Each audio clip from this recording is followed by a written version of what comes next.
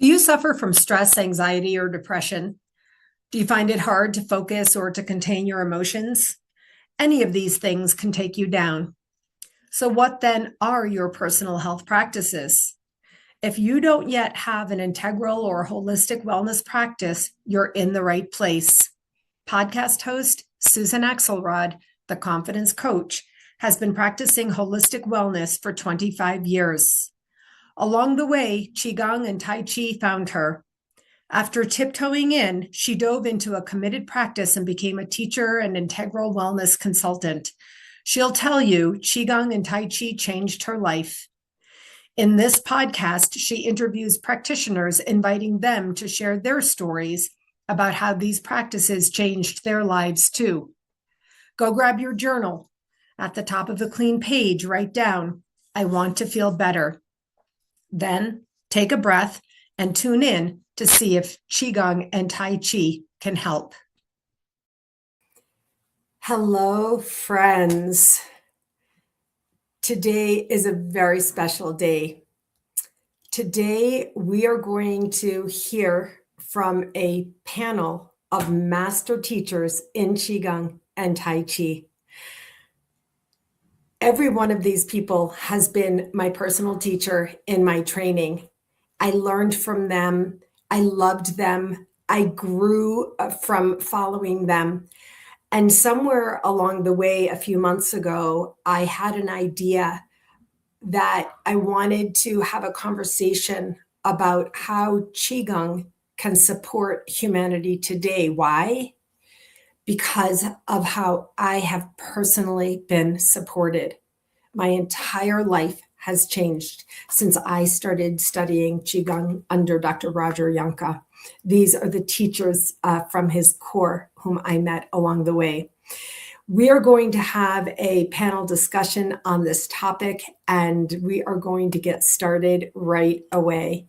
So I'm going to bring everyone in and say, hi, everyone. Welcome. Hi. Hello. It's great to see you. We have with us Cynthia Maltonfort, Dr. Gail Hubach, Jessica Colby, Ole Smith, and Josie Weaver. I am not going to take time to read their bios on air, but they will be in the notes so you can learn exactly who they are. Please believe me when I say we have gathered a room of Zen masters.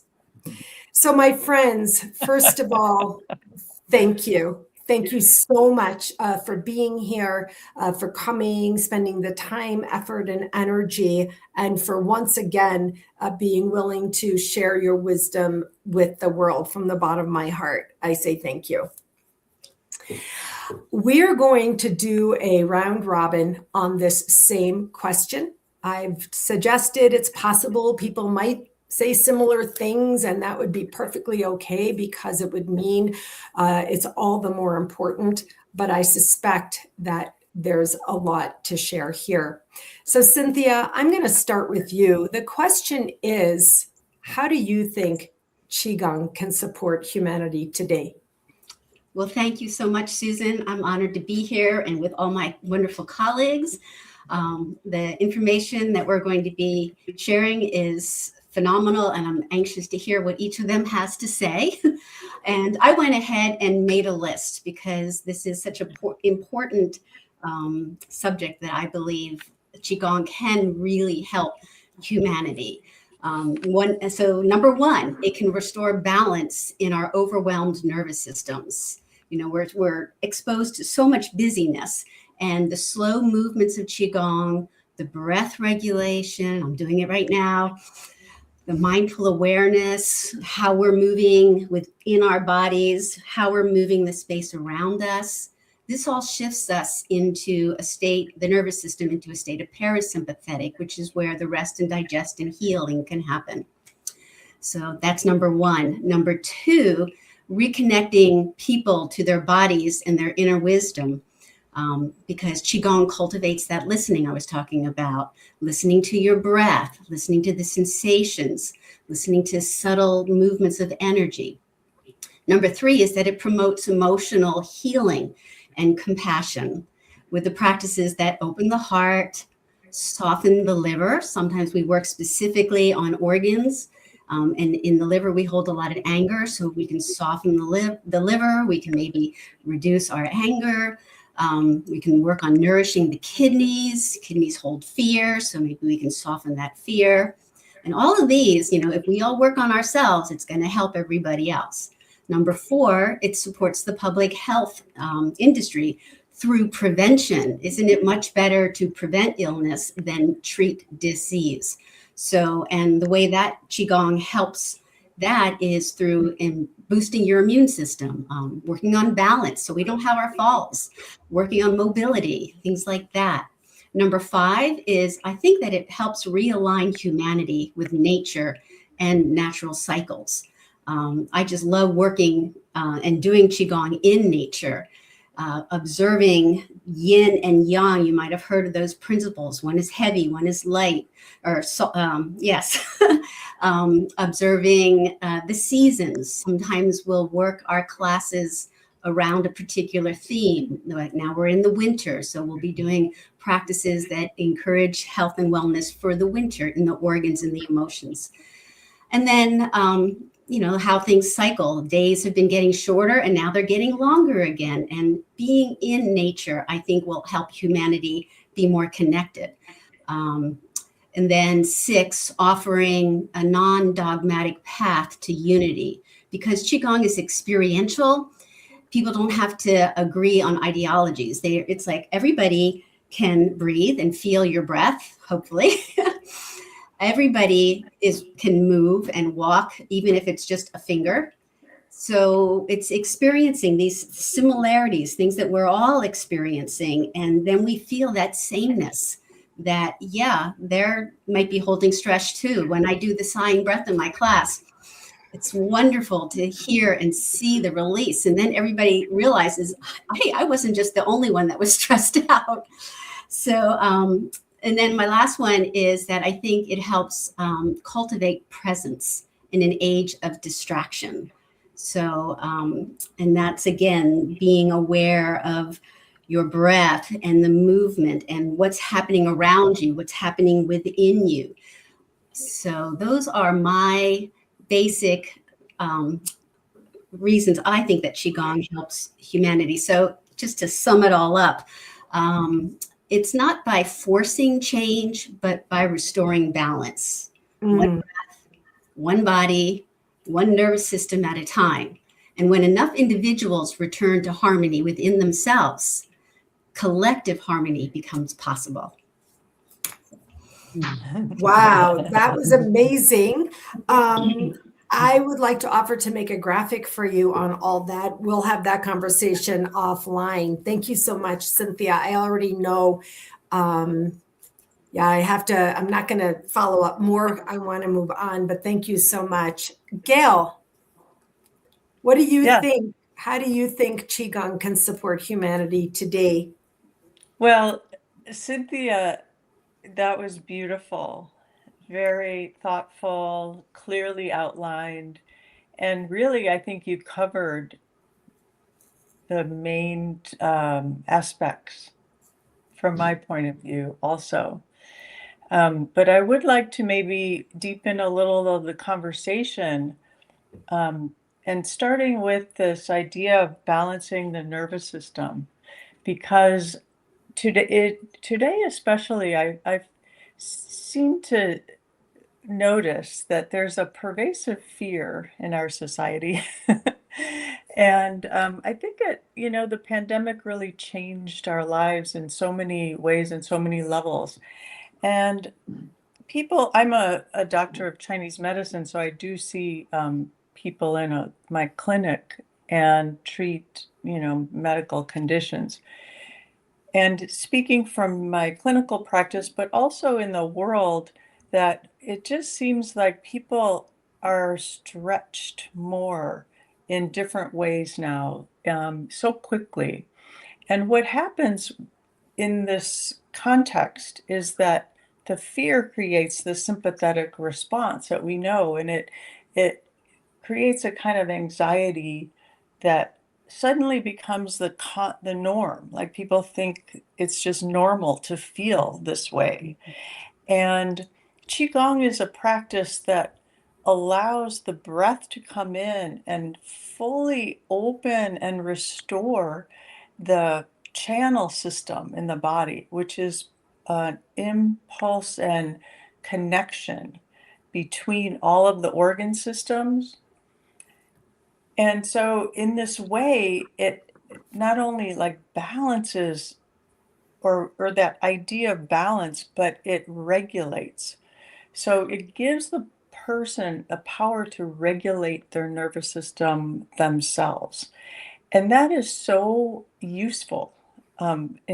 Today, when you start to feel empowered, like you can change the way you feel, you can open to new insights through the practice tends to do that for you because it starts to unlock stress patterns in the body and energy starts to open up and then insights can come.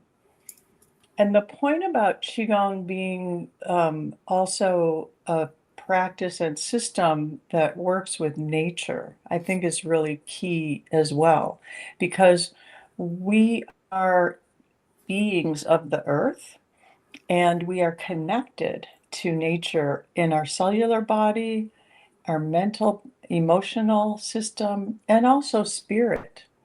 You know, the ancients came through this, created the system because they were sensitive.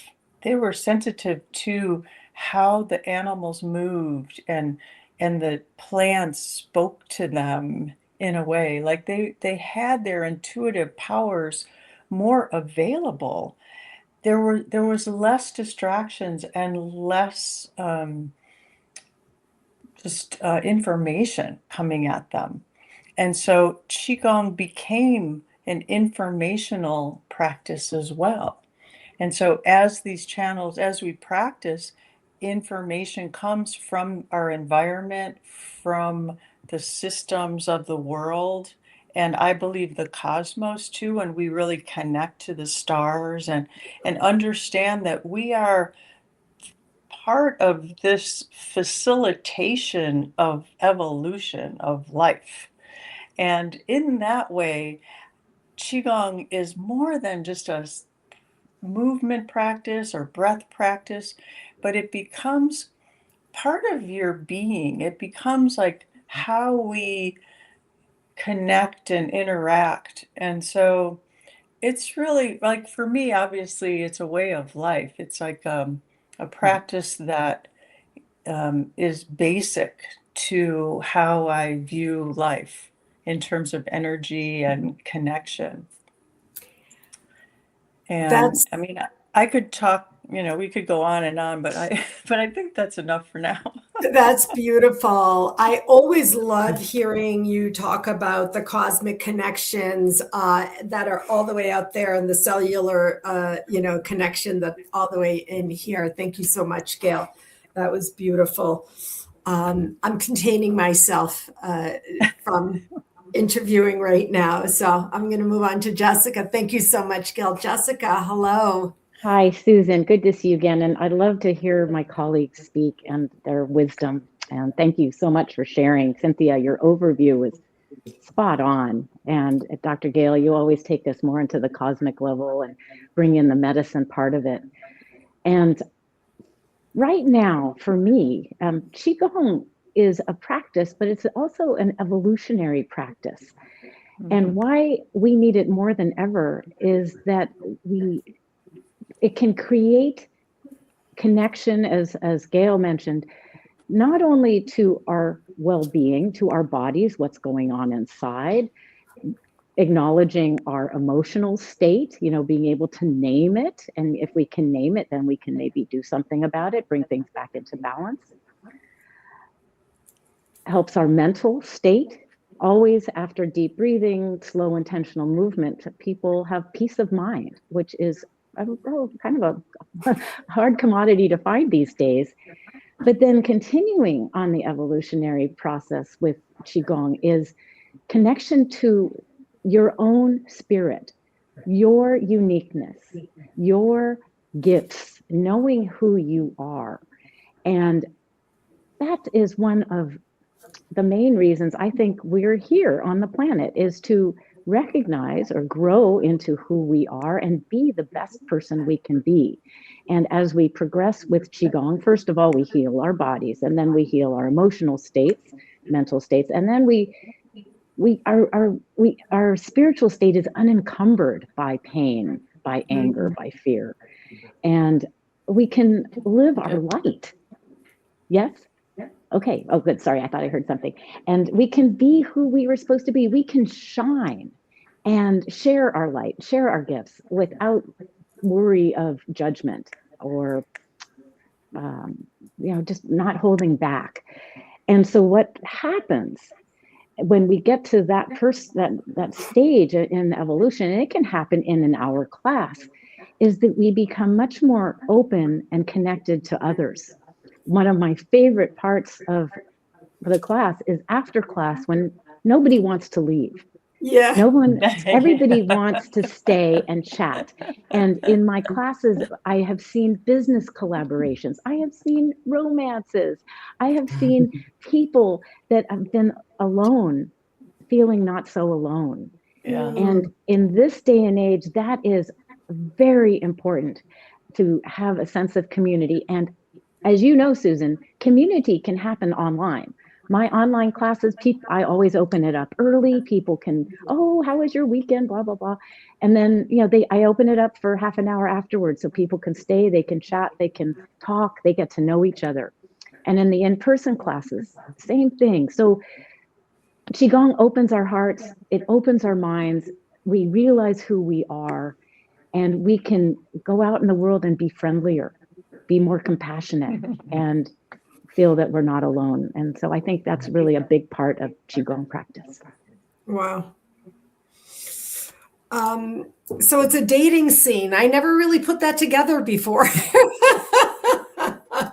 But hey, whatever works.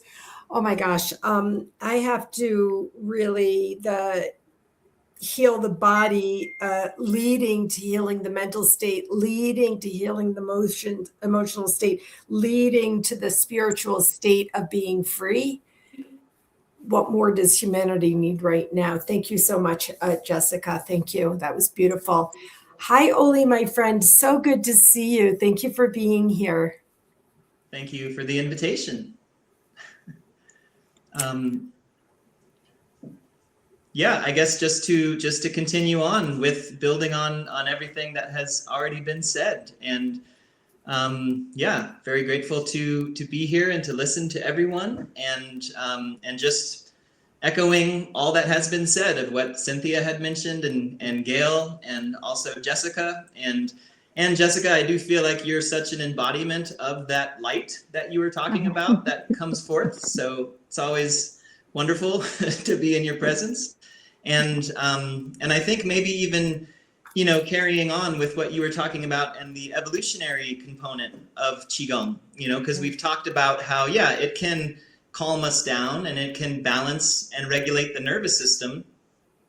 And there is a lot of fear or tumult or anxiety in the world, but also what we know about systems, as systems develop and evolve, they naturally go towards the direction of increased intensity and increased complexity.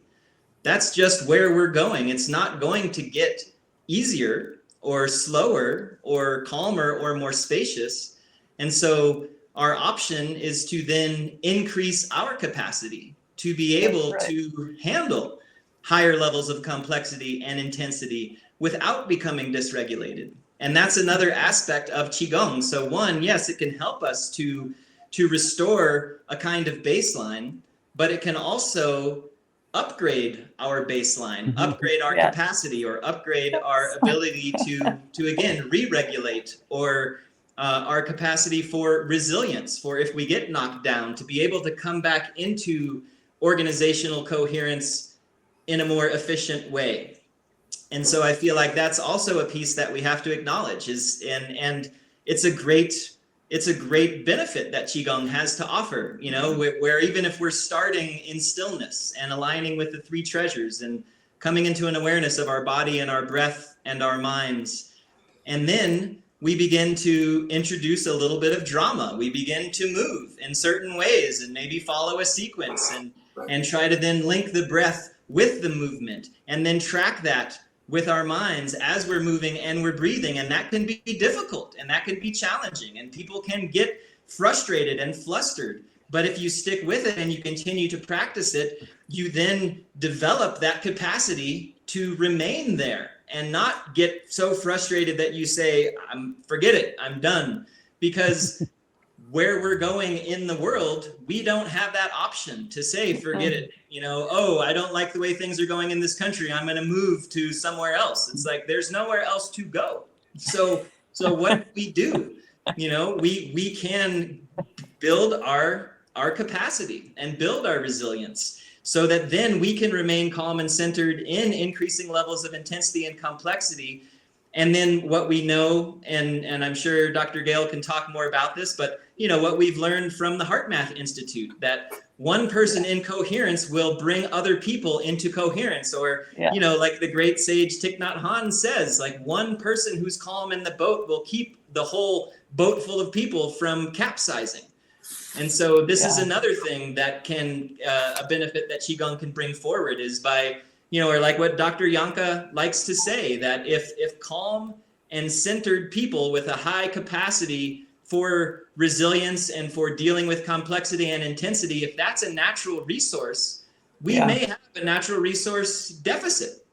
And so how do we then build the supply of that natural resource is through these practices like Qigong. Yes. Oh my God. I'm stunned. This is so good. I just want to say, Oli, you know, I was in a deeply personal trauma during my first or second training, and everything that you just spoke out happened for me. I was supported by, well, what everybody is saying here. This is why I do this. I was supported in such a way that I was able eventually to be the person bringing the calm despite personal circumstances. And so I take that responsibility forward in this way. So I'm the living, breathing example of what you're talking about. Thank you so much, Oli. That was beautiful. Hello, Josie. It's hard to imagine there's anything else, but because I know you and I've had several conversations with you, I know that you have something to share about how Qigong can support humanity today.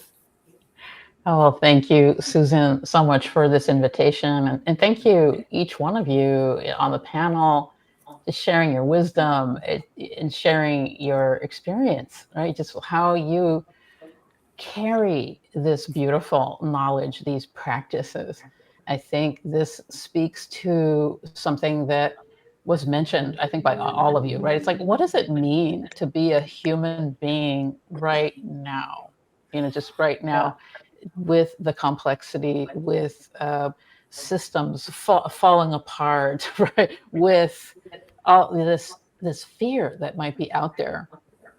And I feel that my practice has really been an area to really take these questions in and not to solve them like problems with the mind and go, well, we're going to build a bridge, we're going to do this. Or it's a different kind of work, which I like to call working in consciousness.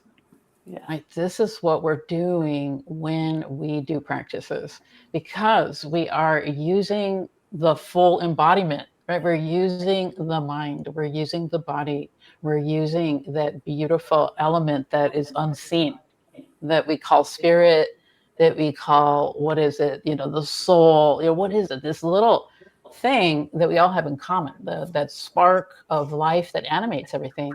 And so we're animating all that, all those things, right? We're animating the animation when we practice. And so it really starts to ask that question very earnestly whenever we practice. Even if we can do that right now, just a Inhale and an exhale. And really feeling, oh, okay, just that little bit of awareness that I brought to this present moment, that becomes a way to practice, so that we just having a conversation, we can start to enter into practice. And this is where, we go back to something that Gail, thank you for saying it, that it becomes a way of life, that Qigong is really about an attitude that you have towards yourself, listening to yourself, becoming available to what is moving, what is evolving, what wants to grow, what's ready to grow.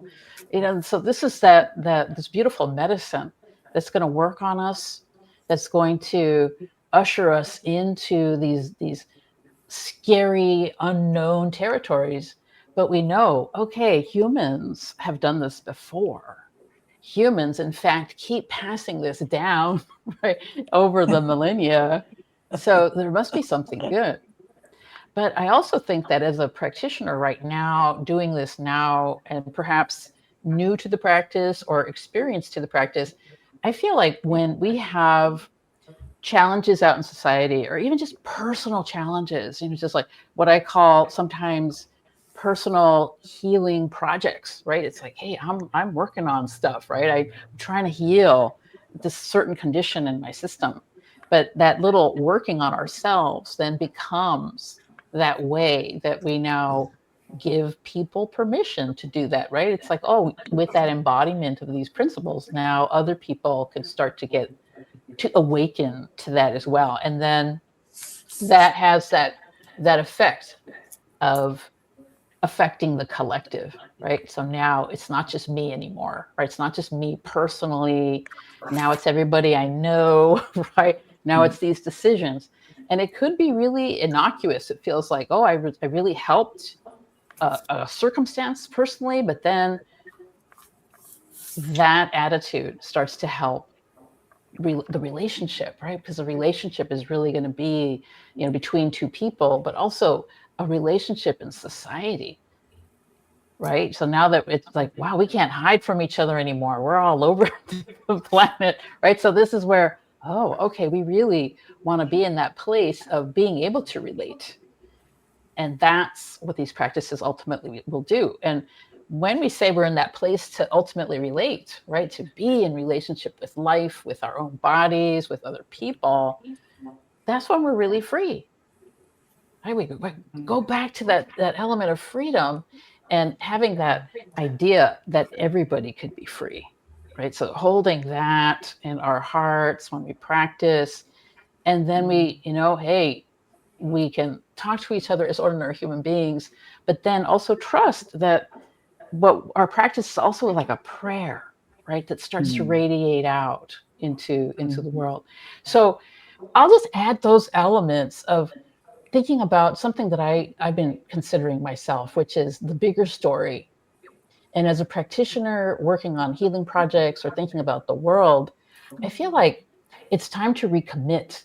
And this is what happens, I think, in your evolution. It's a beautiful word that we've been using in this conversation. What happens in our evolution is there's always going to be a time to recommit, where we want to quit, where we say, that's it, man, I'm out. Right? That's enough already. But then that's when the learning is happening.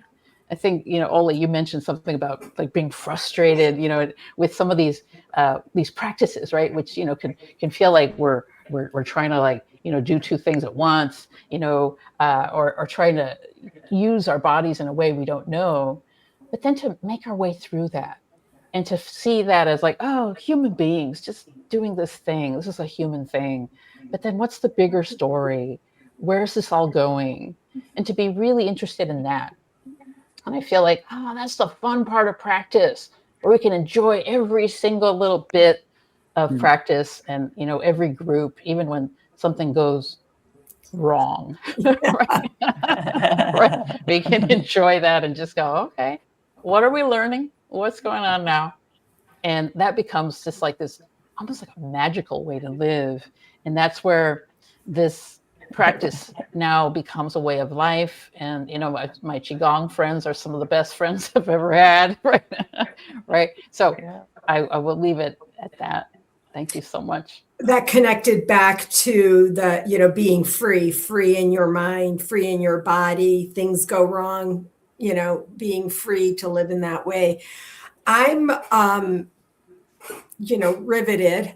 I wanted to just, for a moment, we've been sitting for half an hour. I just want to invite you. We're just going to do just one gathering breath, bringing our mind focus for a moment to this wisdom. I could weep. I will be weeping when we're done from this conversation. And before we go on, I just want to really do this gathering breath, just bringing it in and bringing this wisdom down the Tai Chi pole, over the third eye, down, and just resting at the heart mind space for a moment. Taking a breath.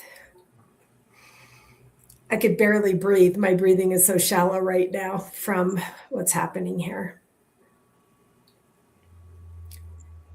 And we will continue. Thank you so much.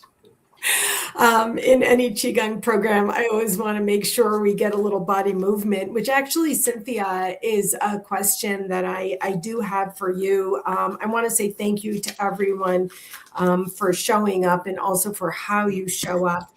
I did not prepare that Cynthia was going to go first and have a list for laying this out, but because I've trained with you, you've been my teacher.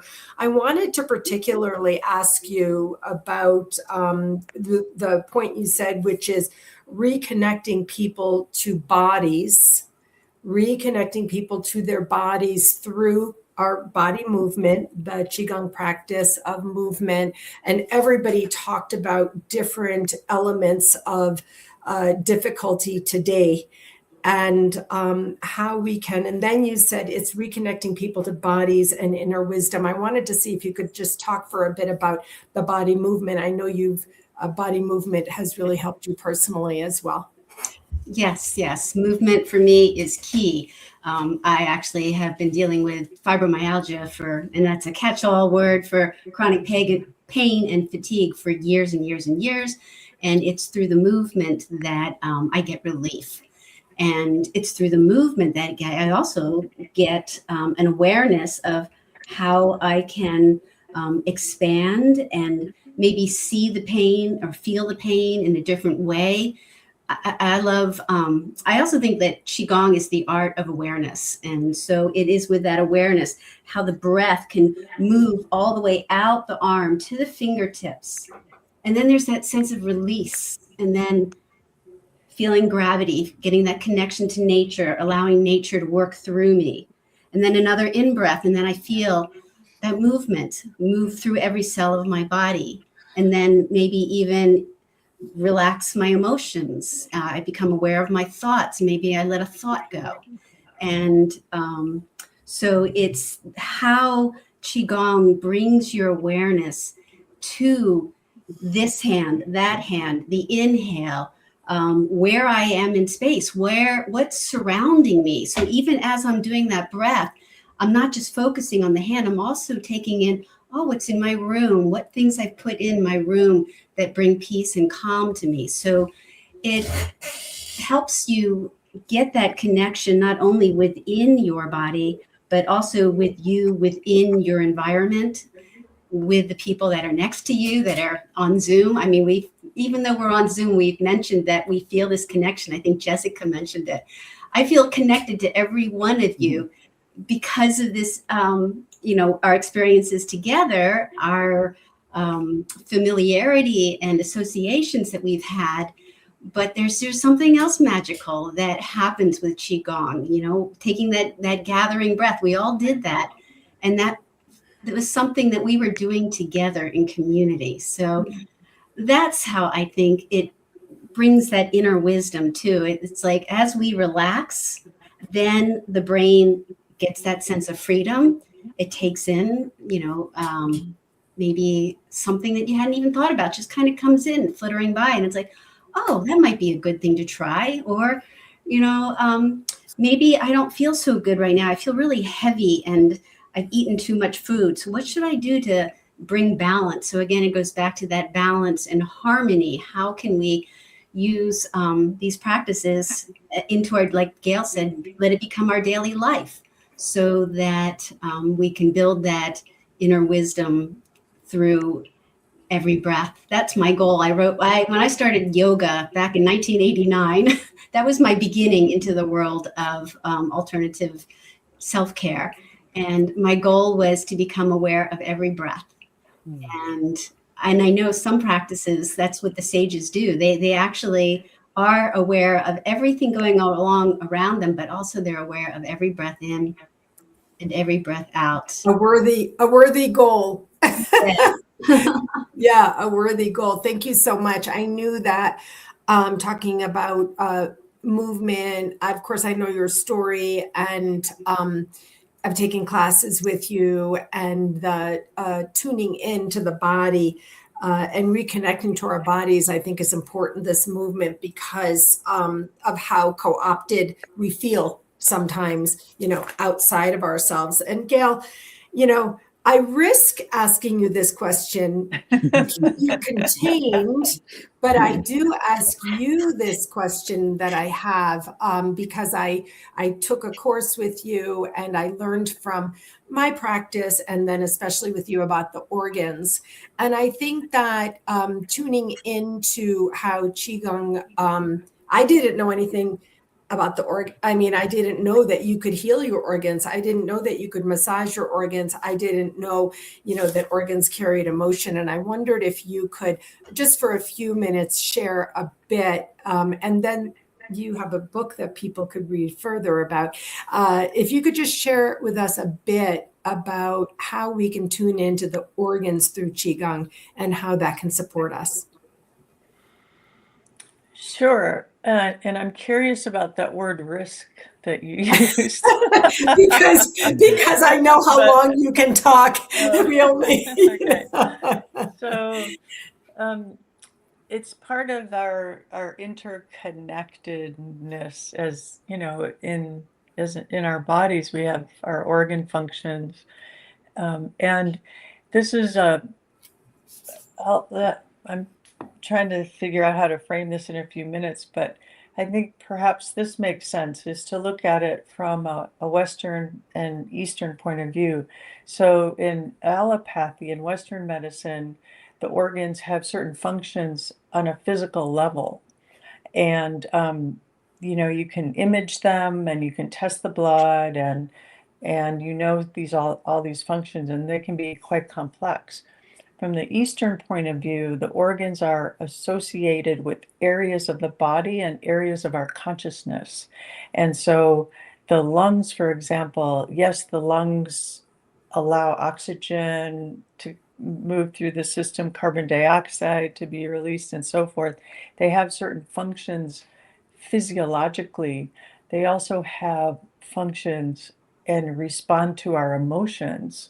The emotions are so quick to affect us and then affect the brain, and then the brain processes and sends information to our system. So the organs respond to emotions, and they can hold emotions because of the ability to contain, particularly what in Chinese system we call the yin organs, the organs that have more complex functionality, so you might say.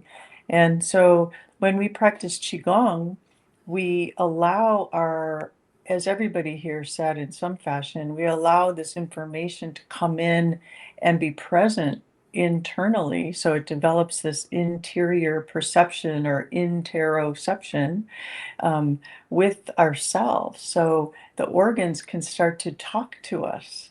We can feel from the inside out because we get information from the inside as well as from the outside.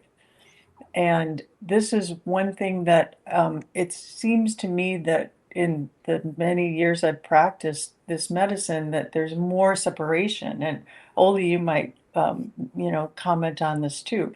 But it seems to me that there's in some ways more separation between this idea that there's functionality physically and then there's integrated functionality. And then from another point of view, though, there's actually more integration coming in all these levels. So all of that said, around the organs, the practice of Qigong gives you perception of how the organs work in your body, and it gives you information of what they can help us understand how we move our emotions in the world, how we express ourselves in the world, how we create these expressions. And Qigong is a practice of expression, expressionality in movement, in language, in the ability of our consciousness to evolve, which I think is an important thread in our conversation today, too, is this idea of evolution. Yeah, thank you so much. Oh my gosh. I'm going to put a link to your book. And also I'm running a book club on Heaven Meets Earth, the Chinese medicine and the Western medicine. So I'm doing that with a group right now. And then we've already talked that we're going to be using your book. We're going to do a book club around it, Gail. So I'm very excited about that. Thank you so much. I just, because you mentioned that, Susan, I just want to point out that the book I wrote is on the extraordinary vessels. It's not particularly about the organ functions. Yes, I do know that. Okay. I know it's on. Yes, we had a little. I didn't mean to make that connection that it was on the organs, but I just wanted to let you know. Just in case there's a listener that's right. No, I'll make a link to it anyway. But we had a little conversation in our Qigong group about the extraordinary vessels. Oh, and yeah. That's how that came up. Yeah, that's another topic. Anyway, yeah, thank you. So Jessica, one of the things that I, as you know, we did an interview on is another thing that I learned in Qigong, which I didn't know, and that is how sounds can support everything that Gail just talked about, actually, and everything that Cynthia talked about, and everything that we're discussing here today. So I thought I might bring that up. And then I'm also going to tag in the notes the other interviews that we did, so people can keep learning from all of you, the multiple interviews that you've done. Jessica, would you be willing to just share a bit with us about how these, sounds, emitting these sounds actually supports the connectedness and the evolution of which we're speaking? Sure. Yes. Well, in Qigong, there's something called the healing sounds, and they are associated with our organs. And, when you make a sound, if you're chanting or singing or yelling, we have to take a deep breath to make a sound. And so part of the healing that comes from the healing sounds that we practice for the organs is the advantage of the full deep breath, finding full and finding empty. And I love the pauses at the top and the bottom. So I'm more of an experiential person than a lecture person. So I would like to lead us in a sound right now, if that's okay with you. Yes. So let's do the heart. So I like to, as you know, or maybe the readers don't know, self-massage is part of Qigong. It gets the blood flowing, it gets the energy moving, and perhaps we can dislodge stuck energies or stuck emotions. So the yin organs, I think it was Gail that was talking about, is the heart. And we also have the yang organ, which is the small intestine. So let's just tap beneath our navel for a minute and get the energy flowing. And the emotions associated with the heart that we can we can transform hate into love. We can transform impatience into patience. We can transform being stuck into creativity. And it helps us to find our passion in life and live our life fully.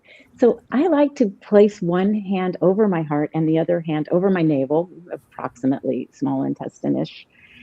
And the sound is ha, like HAA. Well, we all know the benefit of laughter, ha, ha, ha, ha. So that's one way. Every time we laugh, we're making a sound for the heart. But how I like to practice it, and there's different ways. You can say it silently, you can whisper, you can sing it out. And I like to do the sing because when I do it louder, I can sense the vibration in my chest and my belly. So I'd like to invite us to do it 3 times. We'll take a long, deep breath, and we're going to say ha until the end of the breath. And then we'll take another breath and we'll do it 3 times. And so this is creating an atmosphere of patience, love, passion, all the good stuff. So let's inhale together.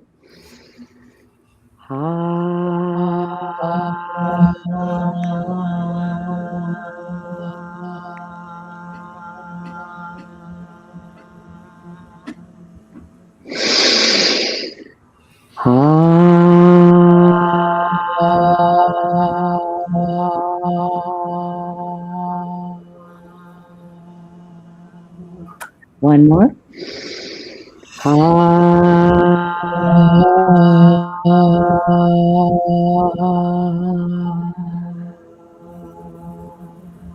And then take a slow, deep breath. Exhale fully. Finding the bottom of the exhalation. Us Westerners don't do that very well. And let's thank our hearts and thank our small intestine. And notice how you feel. As we did earlier with you, Susan, when we did a gathering breath, and with Cynthia, we did a deep breath. It brings calmness. It calms our nervous system. But the healing sounds are specific for our organs. And in different practices, you might find different sounds for the heart. I pretty much stick with the same sounds, but every now and then I integrate different sounds. So I hope that answered your question. Yeah, I'll tell you, I never heard of anything like this before. And then I learned from you in class, and then I learned about vibration, the vibration and all the good things. And so we're talking about supporting humanity. How can Qigong support humanity? This is such a simple thing that you just walked us through. Anyone watching or listening to this can do this. And Oli, I guess one of the things I would ask you is, and I learned this so much from you and from all the teachers about the idea in Qigong about how you don't have to get it right. Like that Roger's acronym, it's better to do it wrong than not at all. And so I wondered if you could speak to this a little bit, because being a student of yours, this is one of the greatest permissions that you give. The idea that you don't have to get Qigong right. Yeah, I mean, even that statement is kind of funny, right? Of like getting Yeah. Qigong right. It's like, and even going back to this idea of Qigong as a way of life and something that we're doing in every moment and all the time, it's rare that you'll hear someone talk about getting better at taking a shower, right? And Qigong is like that. It's like this is something we do on a regular basis, because it's like taking a shower, cleaning ourselves up, or getting it together. And so as far as doing a form in a particular kind of way, and that being right or wrong, yeah, that's not necessarily where we come from. I think from all of our shared lineage. And as Roger likes to say, as you mentioned, it's better to do it wrong than to not do it at all. And so if you're doing a movement and your hand is this way and versus being that way, it's less important which way your hand is, and it's more important, do you know which way your hand is? Are you tuned into that? Are you aware of that? Because that's what the medicine is, you know, and that's where the medicine comes from. Or again, the equation that Dr. Yampa likes to use, practice plus intention. That's what equals the Qi. So, you know, so the practice can be anything. The practice can be a certain Qigong form. The practice can be taking a breath. The practice can be walking down the street, washing the dishes, brushing your teeth. When you bring in that aspect of mindful awareness and concentration and intentionality with it, then suddenly you have this connection that happens. And then it's not linked to a specific form that you're doing. Then everything becomes the form. And so in a sense, it's formless. And that's what makes the practice accessible to anyone, anywhere, all the time, always. And so that's also this idea of freedom. We want to liberate ourselves from this idea that it needs to be done a specific kind of way, and you need to learn it from a specific kind of teacher, and you need to wear the right kind of clothing when you're doing it, because all of that is really just about exclusivity. And this is not what Qigong is about. Qigong is about inclusivity and about recognizing that we are not independent islands unto ourselves. It's just not possible. And what we're wanting to do is move beyond the kind of false limiting beliefs that we have about our bodies or about how we're able to do things and what it looks like and however, and more just relax into the freedom of presence and intentional presence. And then again, everything is then Qigong. And so how, again, like how do you brush your teeth in a wrong way? I guess if you're not actually brushing your teeth, you're brushing your eyeball or something, like that's something, you know, but what's to say, like what's the right sunset? You know, like there isn't one, you know, there's sunsets. And so, yeah, this is what I learned from you. And then, you know, for you to talk about Qigong practice is great, because there's 4 episodes in this podcast series with you leading each of the baskets. And that's why I really asked you this question, because this is the greatest freedom it's the most freeing things. Josie, I want to come to you before we end here. You know, you actually talked about this idea of coming to, thank you, Oli, Josie, of coming to this sense of freedom. And that's what basically Oli just, you know, gave us. The reason I followed up that question, you know, Jessica just said to us, well, there's different sounds for different organs. Maybe somebody else is going to do a different sound for that organ. She said sometimes I switch it up or integrate or whatever. And I really would like to hear you speak a little bit more, Josie, on this liberation, this freedom. And then perhaps just before we end, you could share with us maybe one of these bigger ideas that you have supporting humanity, and we can all bring our energy to it. So whatever you would like to share.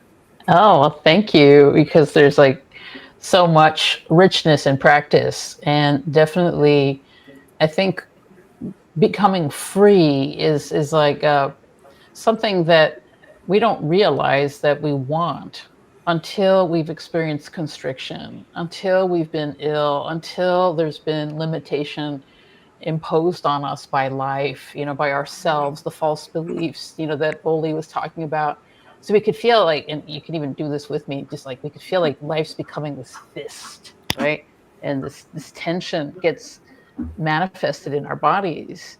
And it could be as simple as, okay, let's open up that hand and let's feel that space between the fingers. Let's really use our interoceptive sense of the inside, right, to kind of feel, oh, okay, there's space here. And then that is the medicine, right? That beautiful, exquisite relationship with ourselves. And I think one of the things that makes that happen, right, is a decision. Right? There's a beautiful sense of agency in Qigong, where people need to decide to practice or decide this is worthwhile. And as practitioners, as teachers, a lot of times we're holding that energy and saying to people, this is valuable. You want to try it. Right? This is valuable. Let's do this. And then that becomes the decision, right? Okay, now we're doing this. Now we're doing this together. And then that creates that feeling of, oh, okay, I can make this decision. Let's make another decision. Let's make another decision.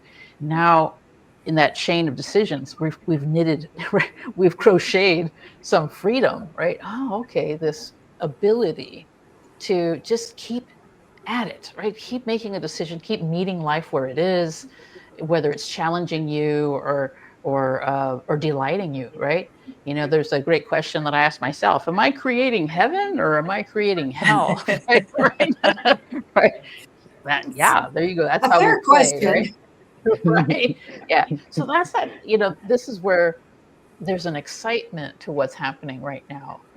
You know, people might feel afraid, but you know, William Reich said, what is excitement? What is fear? Well, fear is excitement without breath. Right. Right. We're going, Yeah. right. But if we let that go, we can be in that excitement of transformation. And we haven't used that word yet. We've used evolution. But on the way to evolution, right, on the way to finding a better way, we're going to be transforming, and we're transforming sound into wellness. We're transforming intention into action. You know, just that is kind of the magic that's present right now in humanity. So, you know, we don't want to be that thing that person that says, "Wow, humanity's doomed." Oh, whoa, whoa, you know. No, right?